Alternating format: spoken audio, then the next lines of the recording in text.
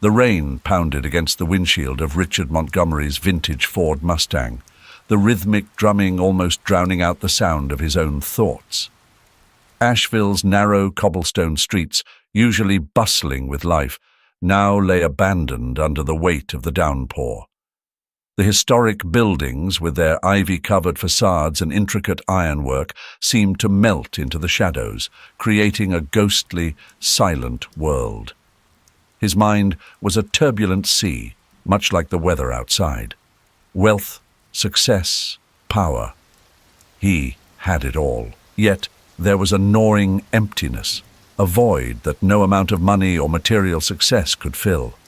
It was a hollowness that echoed in the quiet moments, like now, when there was nothing but the storm and his own company. As he approached a red light, his foot eased onto the brake. The world outside his car was a blur of grey and black, the rain obscuring the details of the town he knew so well. His gaze drifted absent-mindedly to the side, where an alleyway cut through the row of historic buildings. At first, he dismissed it as just another shadow in the night, another trick of the dim streetlights. But something made him look again. A small figure, huddled against the wall, barely visible in the downpour. Richard squinted, trying to make sense of what he was seeing. The figure was too small, too fragile to be an adult. His heart gave an involuntary lurch as he realized it was a child. A girl, no more than 8 or 9, soaked to the bone. And in her arms, she cradled something even smaller. Richard's instincts urged him to look away, to pretend he hadn't seen anything. It was easier that way. People like him didn't get involved in things like this. But something about the sight of that child, shivering in the cold, sparked a long-buried sense of responsibility, a feeling he hadn't experienced in years. He turned the car into the alley, the tires splashing through the puddles. The girl didn't move, her eyes wide with fear and desperation as the car approached. Richard parked a few feet away and got out, the rain immediately soaking through his expensive coat. He walked slowly, not wanting to startle her. "Hey!" he called out, his voice softer than he expected. "Are you okay?" The girl tightened her grip on the bundle in her arms, now unmistakably a baby. Her eyes, filled with a mixture of terror and pleading, met his. Richard felt something inside him shift, a crack in the wall he'd built around himself. "I'm not going to hurt you," he said, kneeling down to her level, the rain dripping from his hair and into his eyes. "I just want to help. It's not safe out here." The girl hesitated, her gaze darting from him to the baby and then back to him. Finally she nodded, a small, scared motion. Without fully understanding why, Richard reached out, gently taking the girl's hand and leading her to the car. As they climbed inside, Richard realized that this moment, this decision, was the beginning of something he couldn't quite name. But as he glanced at the children in the rearview mirror, he knew one thing. The emptiness that had haunted him for so long was beginning to fade. The drive back to Richard's home was silent, save for the soft patter of rain against the car's roof. The streets of Asheville, drenched and empty, blurred past as Richard stole glances at the rearview mirror. The girl, now nestled in the back seat with her baby brother, held him close, her eyes wide and watchful. "I'm Richard," he said, breaking the silence, his voice gentle but steady. "What's your name?" The girl hesitated, her grip tightening on the baby's blanket. "Emily," she finally whispered, her voice barely audible over the hum of the engine. "And this is Ethan." Richard nodded, repeating their names quietly to himself, as if anchoring them in his mind. "It's nice to meet you, Emily. Don't worry, you're safe with me." Emily didn't respond, but her eyes, large and cautious, remained fixed on him, studying every movement. When they arrived at Richard's home, the sense of unease he had noticed in Emily on the drive only seemed to deepen. The house, a sprawling, well-furnished space filled with the remnants of a life built on success, suddenly felt cold, almost hostile. The walls, adorned with art and expensive decor, did little to soften the sterile atmosphere. Richard could feel the distance between him and the children, a chasm of fear and mistrust. He led Emily and Ethan into the living room, trying to make the space feel less intimidating. "Let's get you both warmed up," he suggested, moving towards a closet where he kept extra blankets.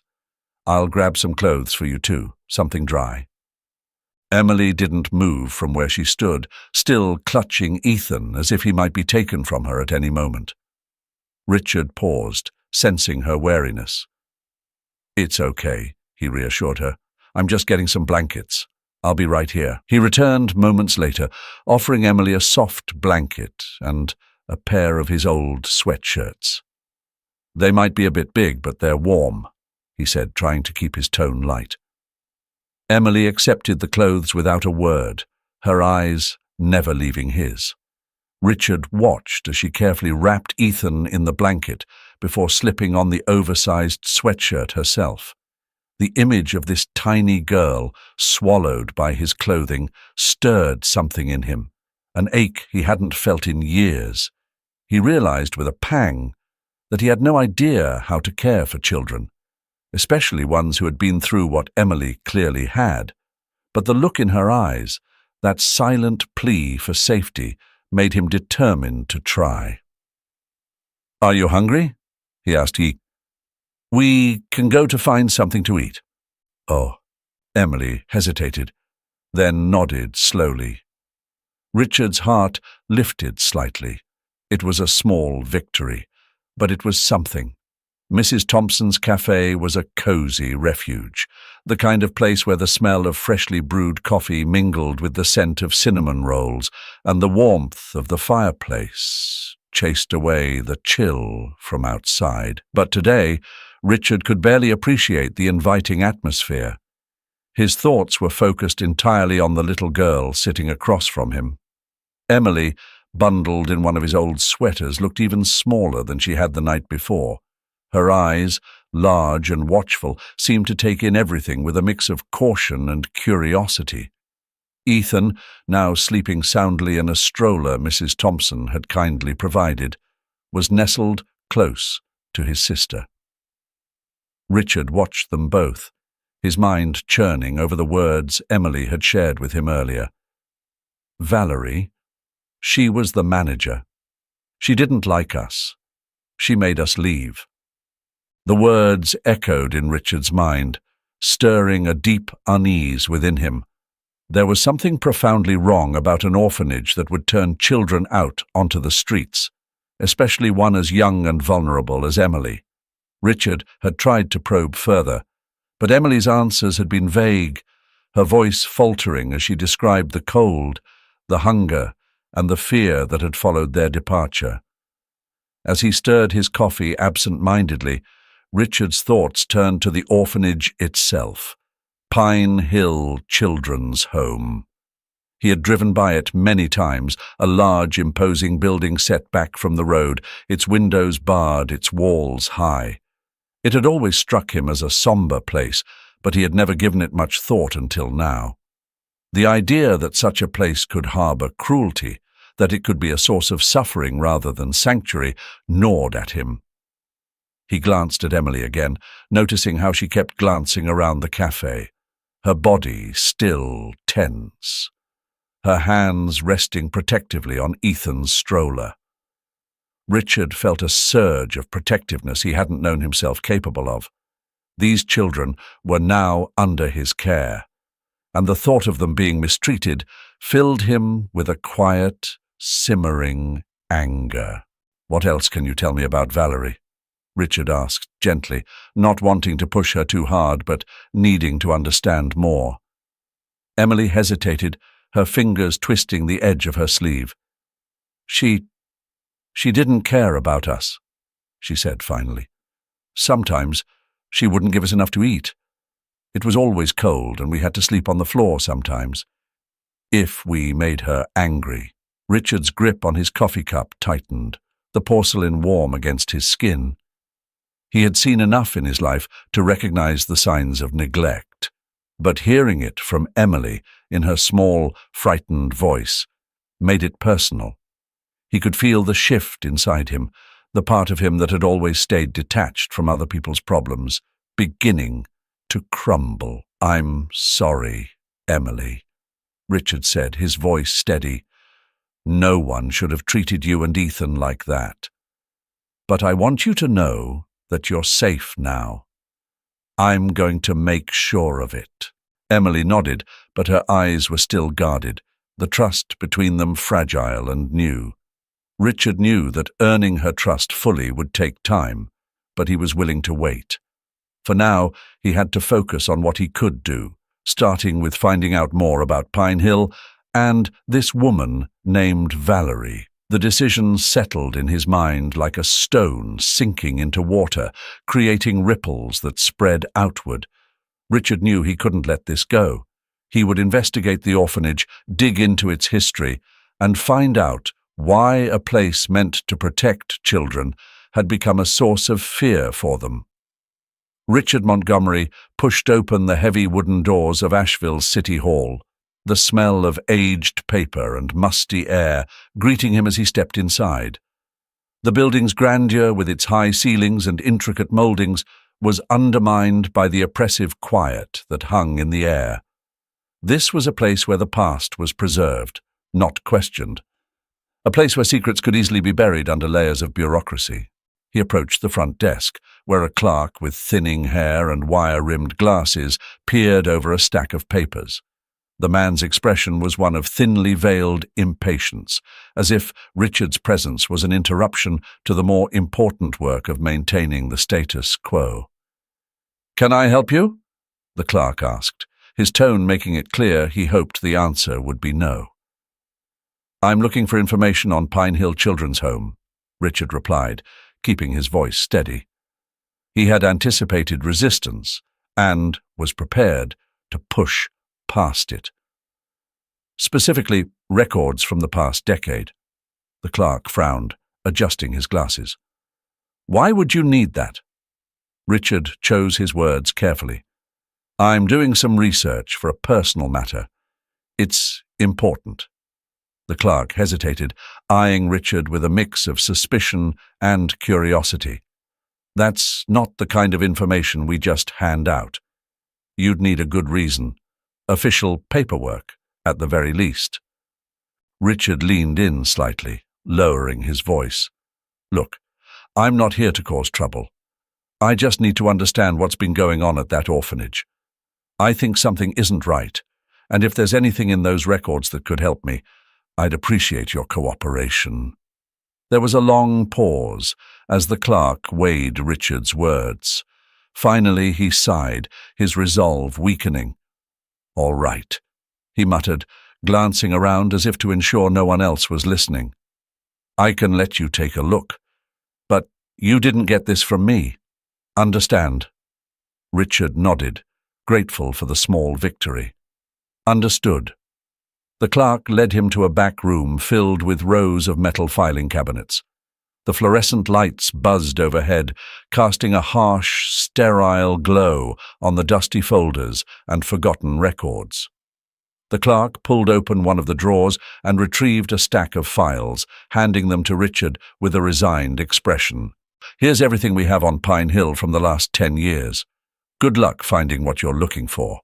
Richard thanked him and sat down at a nearby table, the weight of the files heavy in his hands. He opened the first folder, his eyes scanning the documents inside. The orphanage's early years were as he expected. Pine Hill had been founded by a woman named Mary Wilson, who had a reputation for her kindness and dedication to the children in her care. The records from those years were filled with commendations and praise from the community. But as Richard dug deeper, the tone of the records shifted. Mary Wilson had died unexpectedly 5 years ago, and almost immediately after her death, Valerie Harper had taken over as the orphanage's new director. The changes were subtle at first, financial reports showing unexplained expenses, legal documents with vague wording, and complaints from staff members that had been quietly dismissed. Richard's unease grew as he pieced together the pattern. Under Valerie's management, Pine Hill had become less of a sanctuary for children and more of a business. Donations increased, but the funds were redirected into accounts that led nowhere. Several children had been transferred out of the orphanage without proper documentation, and there were no records of where they had gone. Hours passed as Richard sifted through the evidence, his determination hardening with every new discovery.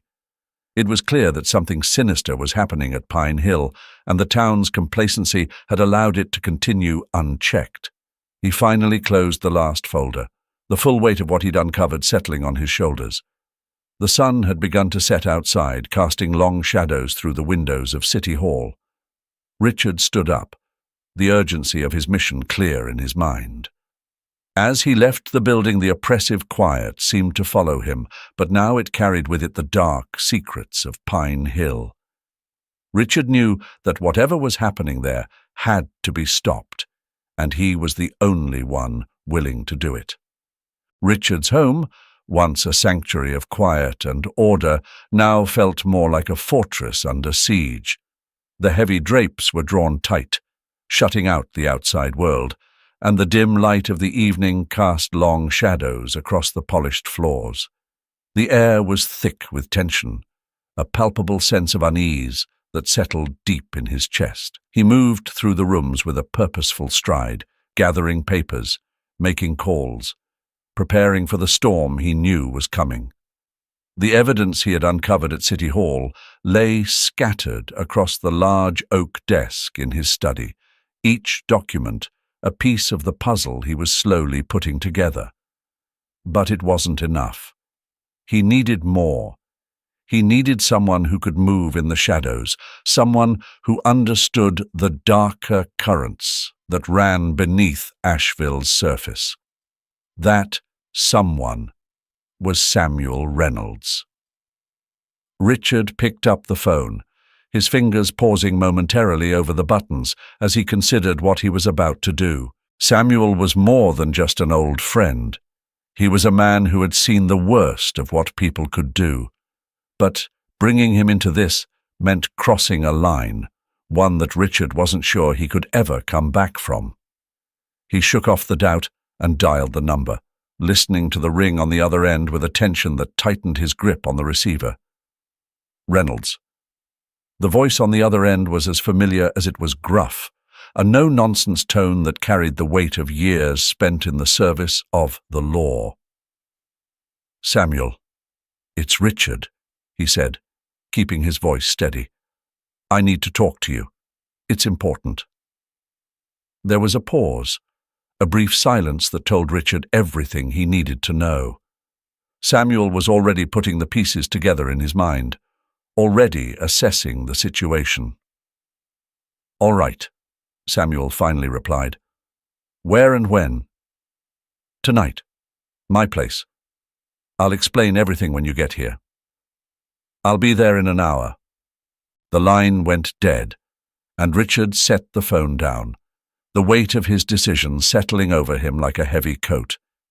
He walked over to the study's window and parted the drapes just enough to peer outside. The street was quiet, the rain from earlier leaving the pavement slick and reflective under the streetlights.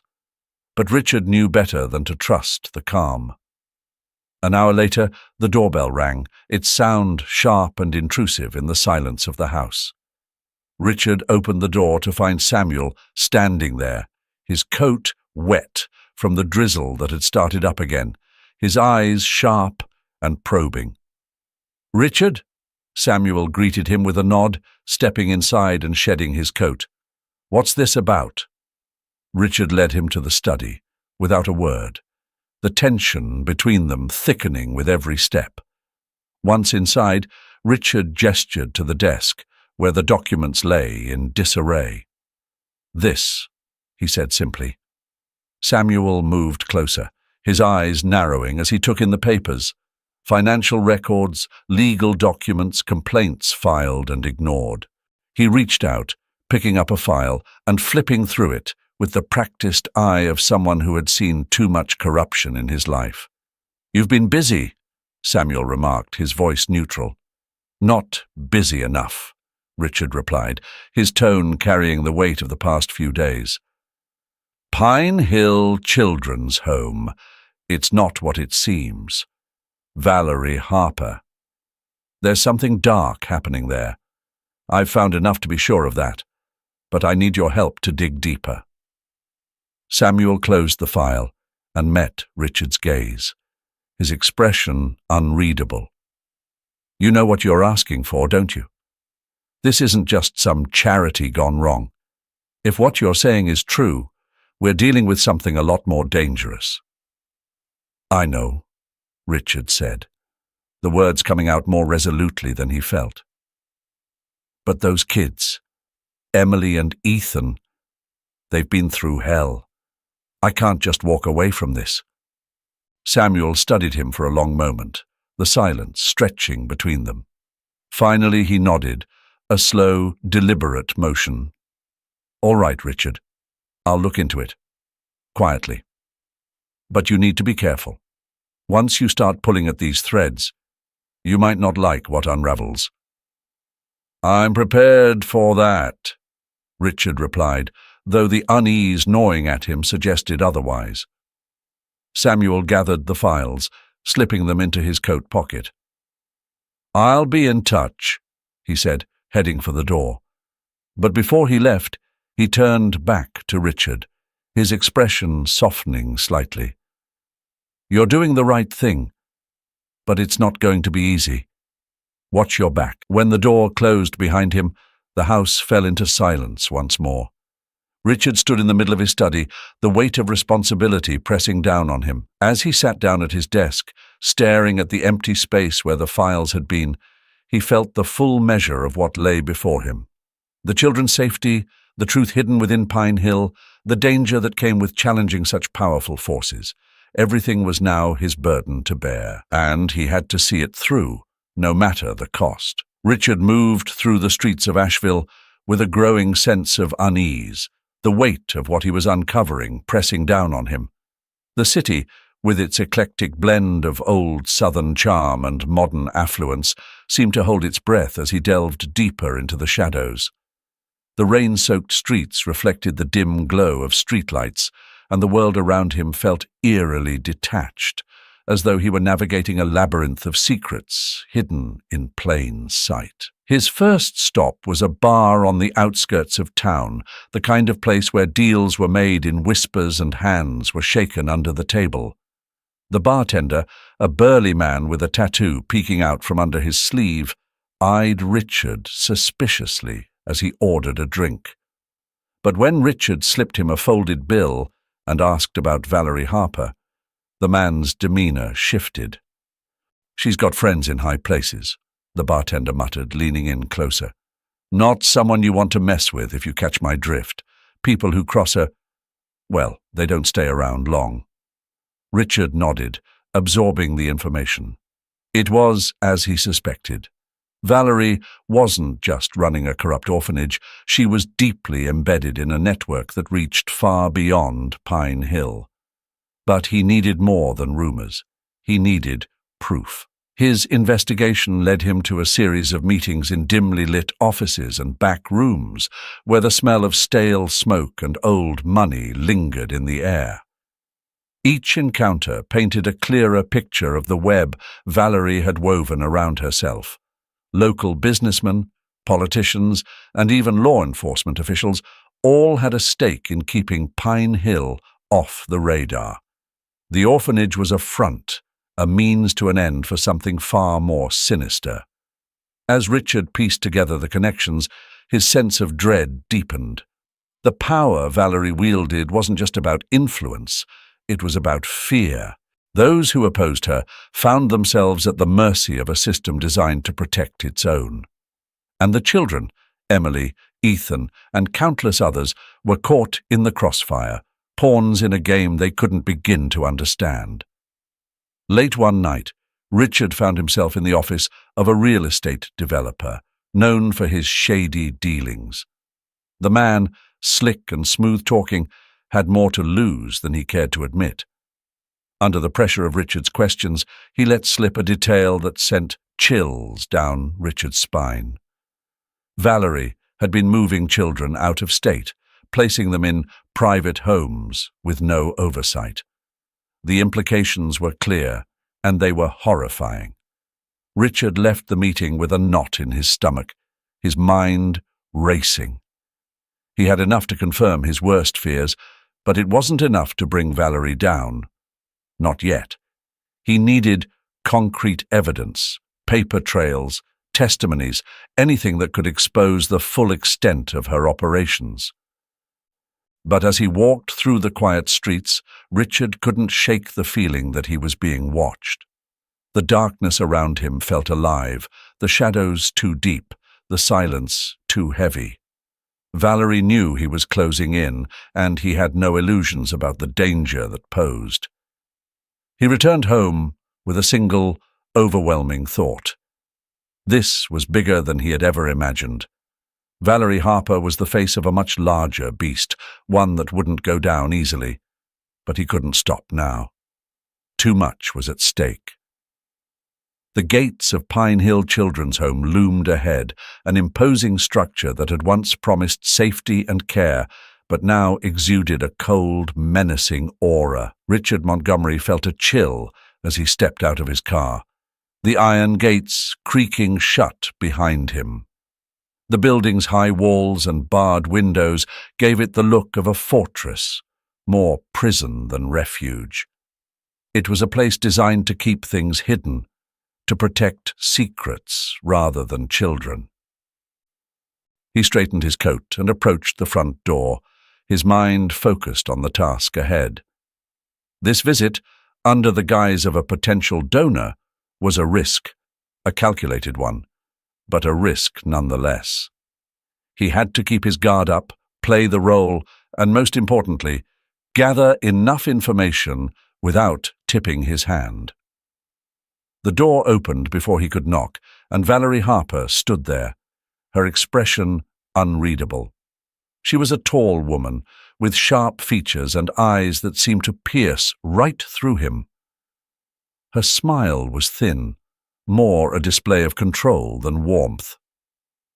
"Mr. Montgomery, welcome to Pine Hill," she said, extending a hand that felt as cold as her demeanor.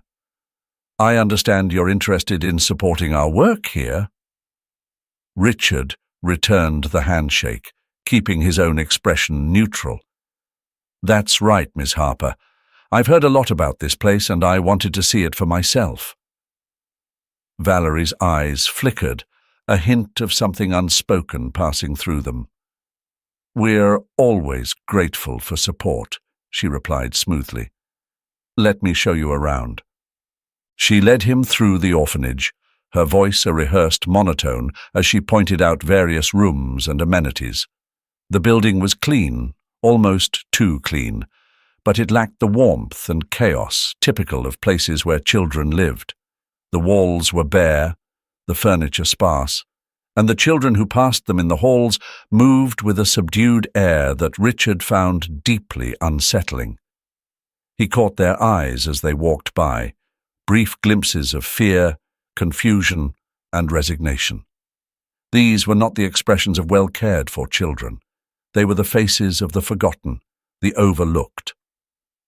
"This is our common room," Valerie said, as they entered a large, echoing space. A few children sat at tables, coloring or reading, but their movements were listless, their eyes dull. "We do our best to provide a nurturing environment." Richard nodded, his mind racing.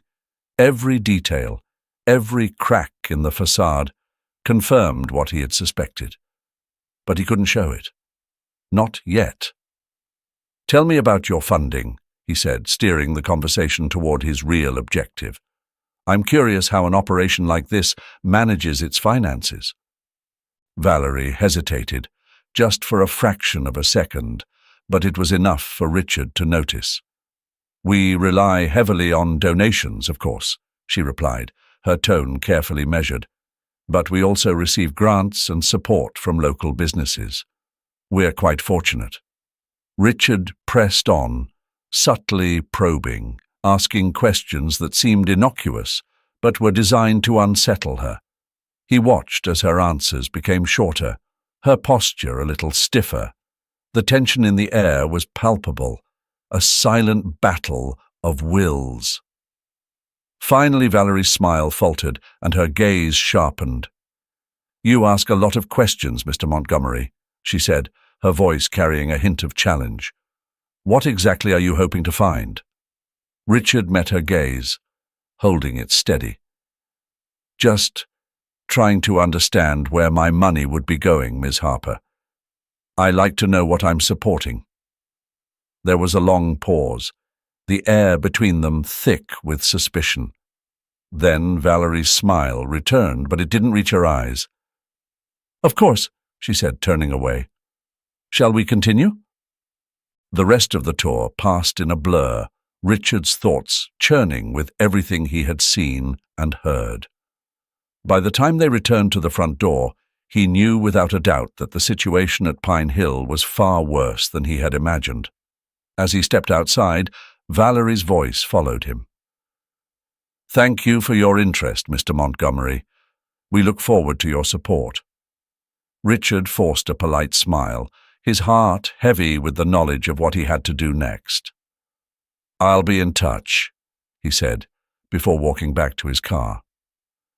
The gates closed behind him, the fortress sealing itself off once more. Richard knew he had to act quickly, before Valerie realized just how much he had uncovered. The children were in danger, and time was running out. Richard's home, once a place of solitude, had become a command center for a mission he hadn't foreseen. The study was a mess of maps, documents, and notes pinned to the walls, each piece of paper a step closer to exposing the darkness within Pine Hill Children's Home. The dim light from the desk lamp cast long shadows across the room, amplifying the tension that hung in the air.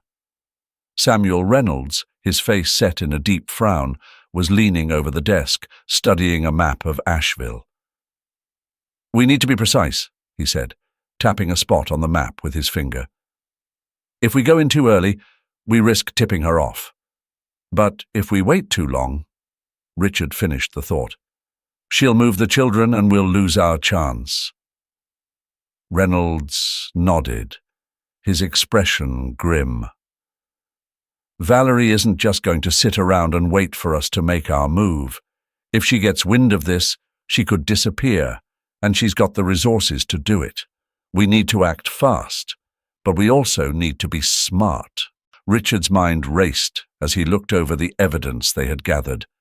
Every file, every photograph pointed to something far more sinister than he had initially imagined. The stakes were higher than he'd ever anticipated, and the weight of responsibility pressed down on him like never before. "We can't afford any mistakes," Richard said, his voice steady but low. "These kids have already been through hell. We can't let them slip through our fingers." Reynolds straightened up, crossing his arms as he considered their options. "We need to gather more concrete evidence, something that can't be disputed, something that will force the authorities to act. If we just storm in there without a solid case, she'll wriggle out of it. And the kids, they'll pay the price." Richard felt the familiar knot of anxiety tighten in his chest. He was used to high-stakes decisions in the business world, but this was different. This wasn't about profits or losses. This was about lives. Innocent lives that depended on him making the right call. He glanced at the clock on the wall, its ticking a relentless reminder that time was running out. "We need to go through everything we have," Richard said, his voice resolute. "There has to be something we've missed, something that will give us the leverage we need." As they pored over the documents, the room fell into a tense silence, broken only by the rustling of papers and the occasional scribble of notes. Richard's focus was intense, his mind sifting through every detail, every clue, searching for the piece that would complete the puzzle. Then the phone rang, slicing through the quiet like a knife. Richard snatched it up, his heart pounding in his chest. "Montgomery," he answered, his voice clipped. The voice on the other end was low, urgent. "I've got word that Valerie's planning to move the kids tonight. There's a private plane scheduled to leave the Asheville airstrip at dawn." Richard's grip tightened on the phone. "We don't have much time." Reynolds looked up, reading the alarm in Richard's eyes. "What is it?" Richard hung up the phone, his decision made. "She's moving them tonight. We need to go now." Reynolds nodded, already grabbing his coat. "Then let's make sure she doesn't get away with it." As they headed for the door, the weight of the mission bore down on Richard. The clock was ticking, and with it, the lives of the children hung in the balance. But he was ready, and so was Reynolds. This was their chance to end Valerie's reign of terror once and for all. The night was thick with tension as Richard Reynolds and the team of officers approached Pine Hill Children's Home. The moon, veiled by clouds, offered little light, leaving the dark outline of the orphanage looming ominously against the sky. Richard's heart pounded in his chest, each step towards the building feeling heavier than the last. This was it, the moment everything had led to. There was no turning back now. Reynolds signaled for the team to stop, his voice barely a whisper in the dark. "We move fast. We move quiet. No mistakes." His words were clipped, professional, but Richard could hear the underlying urgency. Richard nodded, adjusting his grip on the flashlight, his breath steadying as he focused. The plan had been meticulously crafted, but plans could only take them so far. The rest would depend on execution and a bit of luck. The team fanned out, slipping through the shadows towards the orphanage's side entrance. Richard and Reynolds moved together, their footsteps silent on the damp grass. As they reached the door, Reynolds gestured to one of the officers, who quickly went to work on the lock. The faint click of the mechanism releasing felt like the loudest sound in the world, but the door swung open without a hitch. Inside, the air was thick with the musty smell of neglect. The corridors were dark, the only light coming from the faint glow of emergency exit signs.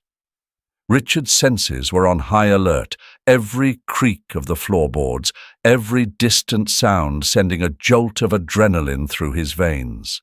They moved swiftly through the building, each corner turned with caution, each door opened with a silent prayer. The orphanage, once a place of refuge, now felt like a maze of secrets and hidden dangers. Richard's mind raced with thoughts of the children, where they were, how they were, if they were safe. Every second counted. As they approached the main wing, the tension in the air thickened. This was where Valerie's office was located, where they would likely find the records they needed, and where Valerie herself might be waiting. Reynolds gave Richard a nod, the unspoken question clear. "Are you ready?" Richard steeled himself, pushing down the fear that threatened to creep in. "Let's do this," he whispered. They moved in, the door to the office looming ahead. But as they neared, the door burst open and a burly man, one of Valerie's guards, charged at them. The hallway erupted into chaos. Reynolds reacted first, tackling the man before he could raise his weapon, the two of them crashing to the floor in a tangle of limbs. "Go!" Reynolds shouted, struggling with the guard.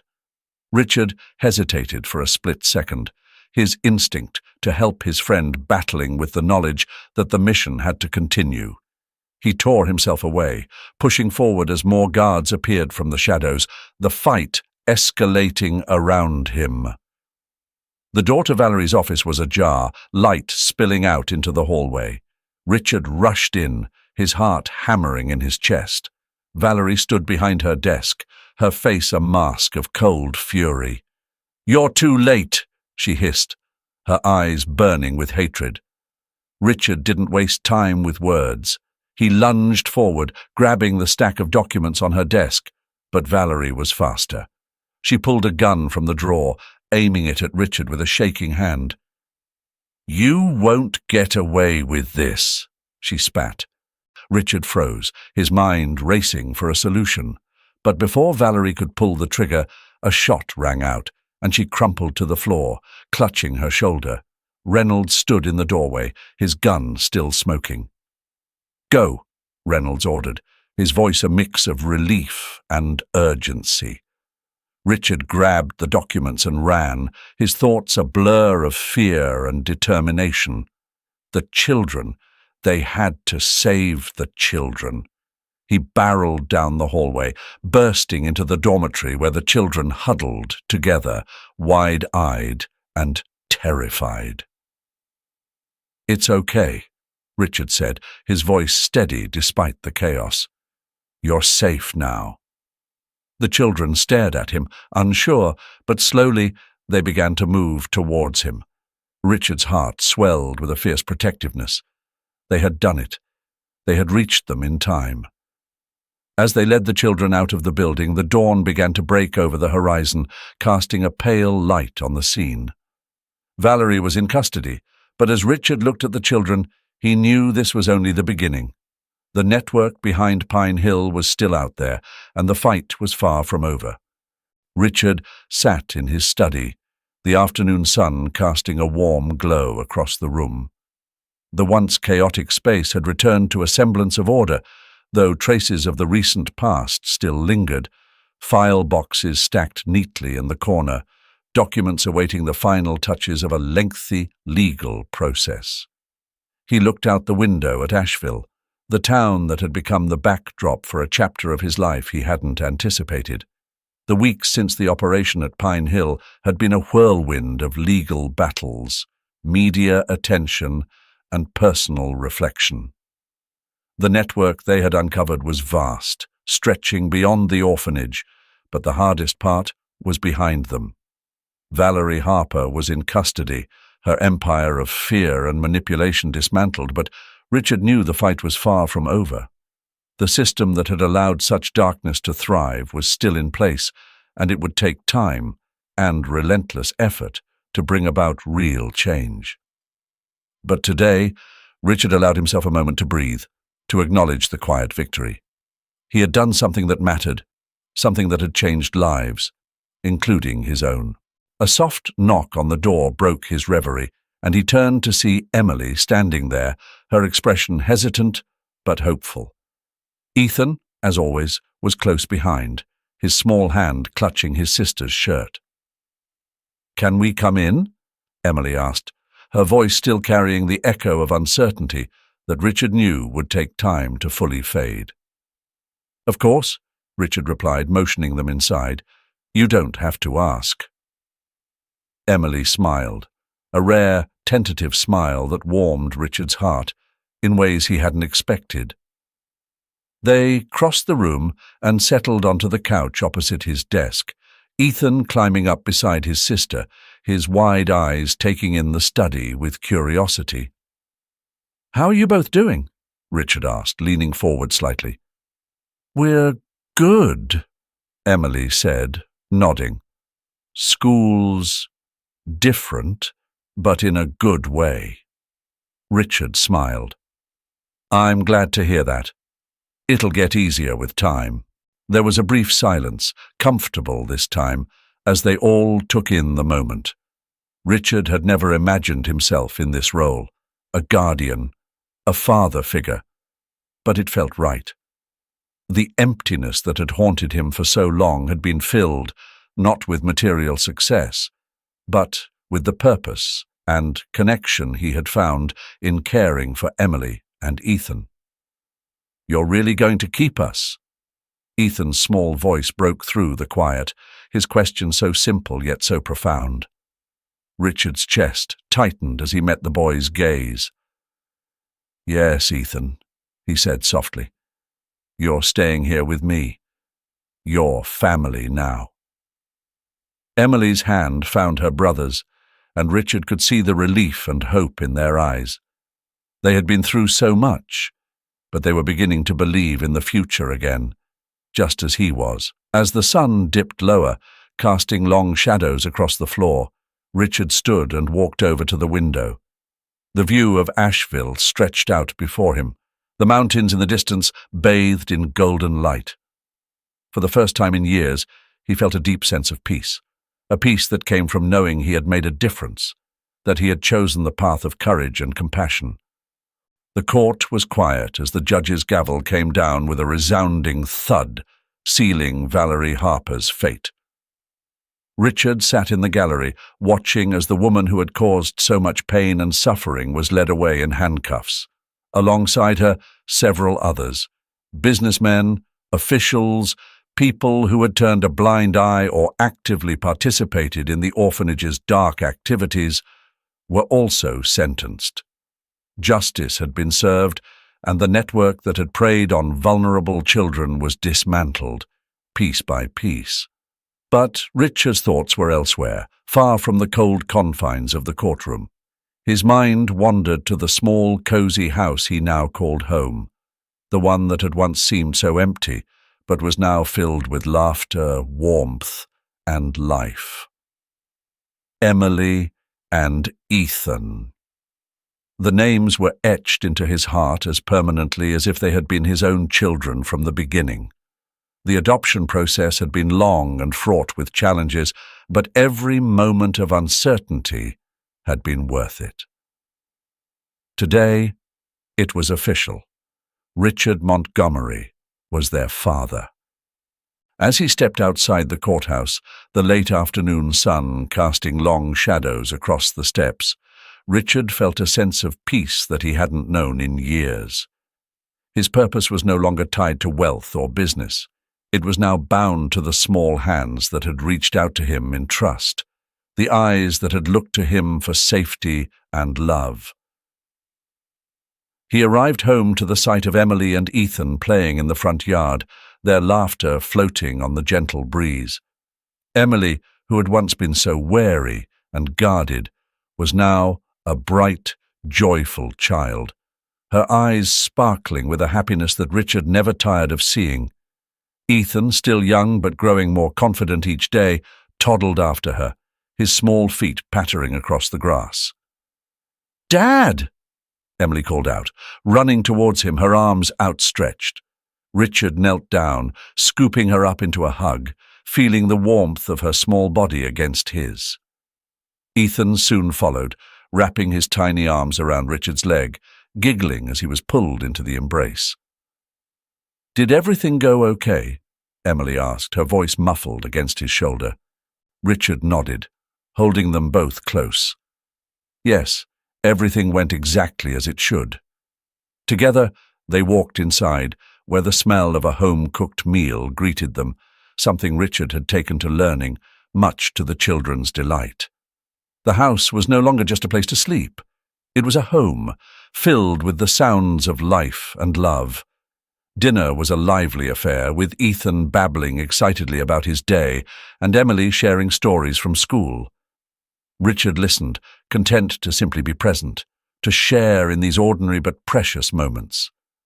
Afterward, as the evening settled into a quiet calm, Richard sat with Emily and Ethan on the living room couch, reading a bedtime story. The room was warm, the light from the fireplace casting a soft glow over their faces. Richard's voice was steady, soothing as he read, and he felt the children relax against him, their eyes growing heavy with sleep. When the story ended, Richard carried Ethan to his bed, tucking him in with a gentle kiss on the forehead. Emily, already half asleep, was next, her hand gripping his until the very last moment before she drifted off. Standing in the doorway, Richard looked at them both, his heart swelling with a love so deep it took his breath away.